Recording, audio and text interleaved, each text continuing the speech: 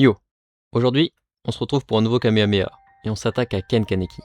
Alors pour ceux qui ne connaissent pas l'émission, ici on s'intéresse avant tout à l'évolution psychologique du personnage. On s'intéresse à comment les épreuves qu'il traverse le changent. Et sans plus attendre, on déclenche l'alerte spoiler, et c'est parti. Ken Kaneki nous est tout d'abord présenté comme un personnage introverti. Il va au café avec son ami, et sa vie se résume à la lecture des livres.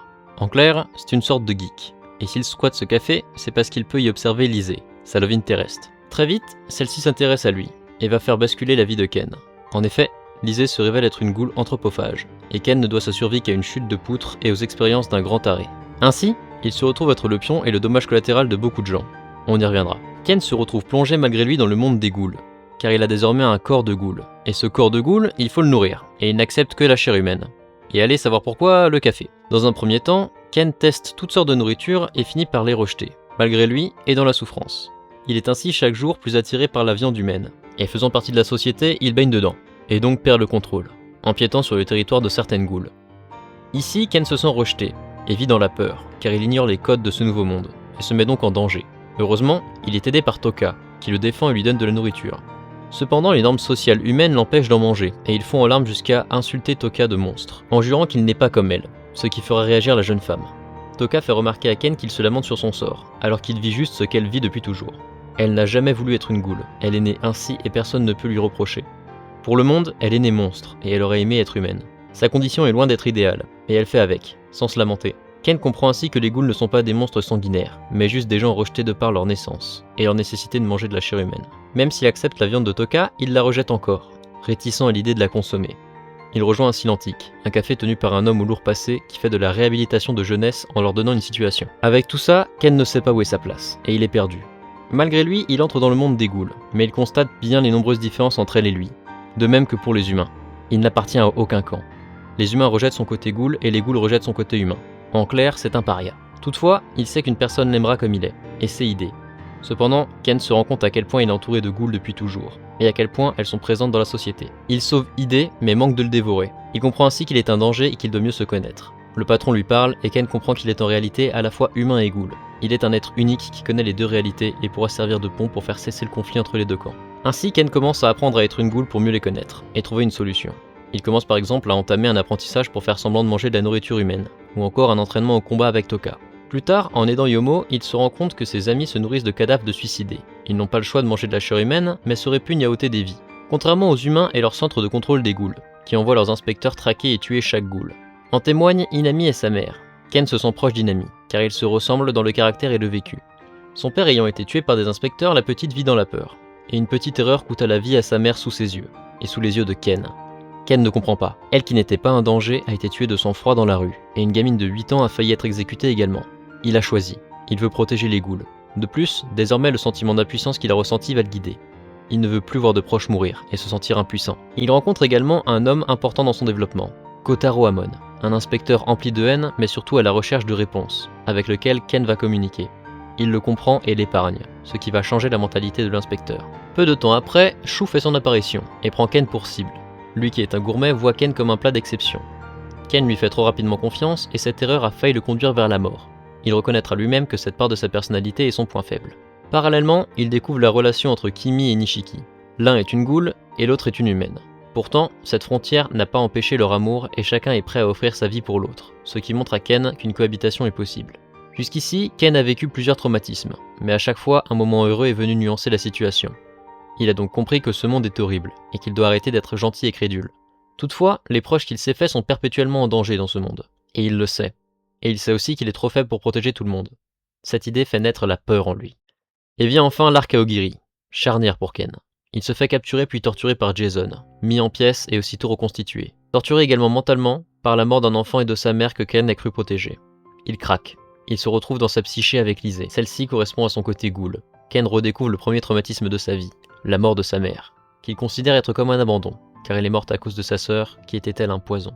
Ken, ne voulant plus perdre de proches afin de ne plus se retrouver seul, dévore Lizzie et accepte de devenir une ghoul, abandonnant son humanité au profit de la puissance. Ainsi, il se libère et dévore Jason, causant ainsi son premier acte de cannibalisme. Après cela, il va sauver Toka et aider les gens de l'Antique à fuir la bataille, donnant une leçon à Hayato. À la fin, on remarque un trait de Ken qui va être déterminant. Il n'a plus de ressources, mais souhaite toujours se battre, portant de son propre chef toute la responsabilité sur ses épaules pour protéger ses proches. Ainsi, il s'isole et traque les ghouls, faisant meurtre sur meurtre et se nourrissant toujours de ghouls, dans le but de gagner en puissance et de ne pas blesser d'humains. Il est en pleine recherche identitaire, et recherche Kano et Lizzie. Une fois ceci retrouvé, Ken comprend qu'il a été l'instrument du docteur qui a fait sciemment de lui une ghoul, pour ses objectifs personnels. Et Ken a été un sujet parfait. Enfouissant en lui tout le poids porté par ses crimes et par les traumatismes, Ken a désormais un alter ego, le Scolopendre, qui prend possession de lui, devenant une ghoul de feu. Toutefois, même s'il est plus violent, la mentalité de Ken agit toujours, et il épargne Shinohara, ne dévorant que son quinque, vestige de la ghoul qui fut le père de Toka. Ainsi, il retrouve Amon, qui le sauve de ce mauvais pas, et Ken blesse Banjo, son ami, ce qui le fera réagir. Toka lui dit qu'il est con de s'être isolé, parce qu'il n'y a que ses proches qui lui permettent de contrebalancer tout ce qu'il encaisse. Ainsi, il retourne à l'Antique. Ken a une discussion avec le patron de l'Antique, et le CCG attaque le repère. Le patron leur somme de fuir, et Nishiki parle avec Ken, afin de l'empêcher de se jeter dans la bataille. Même Shu essayera, mais c'est impossible. Ken a besoin de sauver tout le monde. Il se jette dans la mêlée, et aidera au début, mais lorsqu'il perdra de nouveau le contrôle, il blessera Amon. Pensant l'avoir tué, Ken perd totalement le contrôle de son esprit, essayant encore d'enfouir ça dans sa tête. Il ne sait pas accepter la mort des autres, et veut tout risquer pour ne rien perdre. Cependant, en faisant ça, il se perd lui-même, et c'est ainsi qu'il dévorera son meilleur ami Ide, et se retrouvera contre Arima, l'inspecteur numéro 1 du CCG, qui va le tuer, plantant sa lame dans ses globes oculaires. Pour résumer la première partie du manga, on y retrouve un Ken perdu, qui rejette le nouveau monde qui s'ouvre à lui. Puis il découvre les souffrances et les sentiments de ces personnes rejetées et veut se faire leur défenseur, encaissant nombre de souffrances et traumatismes, qu'il enfouira en lui, allant jusqu'à renier chaque partie de lui pour devenir plus fort. Un être capable de ne rien perdre car il est incapable d'accepter. Il vit dans le déni, enfouissant chaque fois un peu plus Ken en lui au profit du Scolopendre, passant d'un humain à une ghoul de feu parmi les ghouls de feu. La seconde partie du manga débute de façon assez déroutante, nous présentant un nouvel alias de Ken, l'inspecteur Aise Sasaki. Il est gentil et aimant envers ceux qu'il considère comme sa famille, les QS qu'il voit comme ses enfants, ainsi qu'Akira qu'il voit comme sa mère et Arima qu'il voit comme son père. Il enchaîne les enquêtes et à chaque fois qu'il est en difficulté, il puise dans son côté obscur et entend la voix de Ken, lui demander le contrôle. Parallèlement, on entend aussi la voix d'Aise ne voulant pas disparaître au profit de Ken. Aise vit très mal son amnésie, cherchant à savoir qui il est et qui est Ken. Tout ça est symbolisé par sa couleur de cheveux, à mi-chemin entre le noir et le blanc, entre l'humain et la ghoul. Cela prend fin le jour où il affronte la chouette et redevient Ken, mais un Ken différent, froid et violent, avec les cheveux noirs. Il délaisse les QS et est prêt à tout pour enfermer la chouette. Ceci fait, il attaque la Cochlée pour libérer Inami. Cependant, Arima, son père spirituel, lui fait face, et Ken se refuse à le blesser. Il ne désire qu'une seule chose, mourir. Toutefois, Toka l'attend, et il se remémore qu'Ide lui avait offert sa vie. N'ayant pas le droit de mourir, il redevient le Ken aux cheveux blancs, mais reste calme, ayant une nouvelle forme de ghoul de feu un peu plus tentaculaire. Ainsi, il bat Arima et l'épargne, mais celui-ci se suicide sous ses yeux, lui transmettant ses espoirs et faisant de lui le roi à l'œil écarlate. Celui qui devra guider les ghouls et les hommes vers une autre vie, et qui devra mettre fin au règne des V, ces ghouls qui contrôlent le monde. Ken refuse ce statut, mais prend ses responsabilités, et l'accepte. Désormais, Ken lutte contre ses envies au profit de ses devoirs, comme lorsqu'il souhaite parler avec Amon et lui raisonner, et qu'il doit fuir avec l'inhibiteur pour sauver Akira. Ce comportement le force à quitter son QG pour aller chercher de la nourriture à tout le monde. On pourrait croire que Ken a retrouvé amour et raison de vivre, mais il a surtout retrouvé son syndrome du sauveur. Malgré l'armée qui l'entoure, il pense toujours devoir tout faire tout seul pour assumer cette charge à la place des autres. Il souhaite avant tout les sauver, pour se sauver lui-même. Il se forme sa petite armée et se rapproche de Toka, allant jusqu'à procréer un enfant et se marier. Cependant, Furuta envoie le CCG sur la base de Kaneki, et celui-ci revient en trombe. Il se prépare à affronter Juzo, mais le combat est ellipsé, et on retrouve un Ken impuissant, membre coupé, gisant sur le sol, juste bon à regarder le CCG détruire son monde et tuer ses proches. Il abandonne totalement sa raison, dévore les Hogai et devient le dragon, un être légendaire ayant donné naissance aux ghouls. Encore une fois, il est manipulé et cette fois-ci par Furuta, qui souhaite faire de Lizzie sa poule pondeuse, quitte à foutre le monde en l'air. Ken se réveille dans son monde intérieur, symbolisé par la maison des V, ancienne prison de Lizzie. Il voit chacune des personnalités qu'il s'est créées en enfouissant tant de choses et tant de parts de lui-même en lui, jusqu'à ce qu'il essaye de traverser la rive, et finisse englouti par tous les cadavres qu'il a laissés derrière lui, au sens propre comme au figuré. C'est alors que Lizzie arrive, elle qui a servi à chaque fois à maintenir Ken en un seul morceau. Quand Lizzie est là, il est seul à seul, et lorsqu'elle n'est pas là, il a de multiples personnalités. Lizzie lui explique que tout ce qui est dans ce lac est ce que Ken a laissé derrière.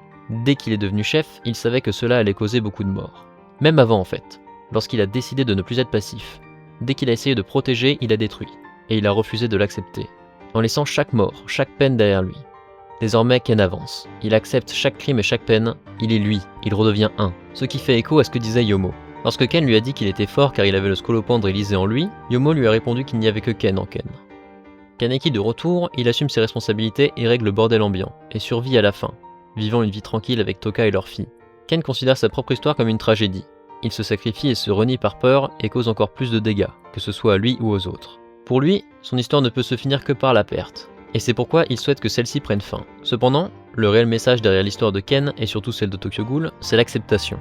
Que ce soit l'acceptation de l'autre, mais aussi l'acceptation de soi et de son passé. Accepter ses crimes, accepter ses traumatismes et se pardonner comme on pardonne aux autres. C'est ainsi que Ken Kaneki a pu trouver la paix et la vraie force pour sauver son monde. Voilà, cette vidéo est désormais terminée. N'hésitez pas à me dire ce que vous en pensez ou à me proposer d'autres sujets en commentaire. Si vous me connaissez pas, moi c'est Laxis et ici on parle beaucoup de manga. Et je vous dis à la prochaine!